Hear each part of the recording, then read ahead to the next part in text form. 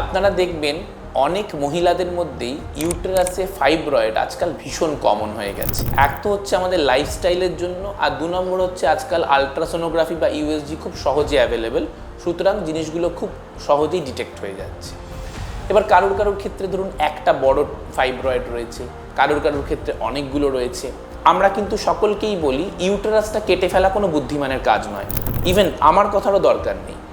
আপনি কোনো যদি স্ট্যান্ডার্ড ডিগ্রিওয়ালা গাইনোকোলজিস্টের কাছে যান, পুরোনো দিন এগুলো ছিল না, খুব পুরোনো দিনে ডাক্তারবাবুর এগুলোর নামও হয়তো জানবেন না, কিন্তু আজকালকার যারা নতুন মডার্ন ট্রিটমেন্ট সম্বন্ধে অবগত তাদের কাছেও যদি যান, প্রত্যেকে কিন্তু গাইনোকোলজিস্টরা একটা কথা এগ্রি করবেন যে অকারণে ইউটেরাস কেটে ফেলা কোনো বুদ্ধিমানের কাজ নয়। সুতরাং ওই প্রথমেই গিয়ে মাল্টিপল ফাইব্রয়েডস আছে শুনেই ডাক্তারবাবু আপনাকে বুঝিয়ে দিলেন যে না, ইউটেরাসটা কেটে ফেলতে হবে, আর কোনো উপায় নেই। দেখুন, আজকের দিনে নিজে গুগল করুন, এত ইনফরমেশন রয়েছে, শুধু ডাক্তারের কথায় চালিত হবেন না। কেন এই কথাগুলো বলছি? সাধারণভাবে আমি কারোর এগেনস্টে কোনো কথা বলি না। অপারেশনের নিজের জায়গা আছে, সেখানে অপারেশন ভালো, কিন্তু যেখানে অপারেশন দরকার নেই আমি কেন করব?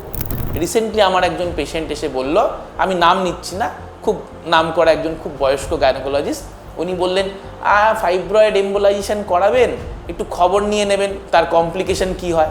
উনি কিন্তু নিজেও জানেন না কি হয়। কি বললেন? হার্টের সমস্যা হতে পারে।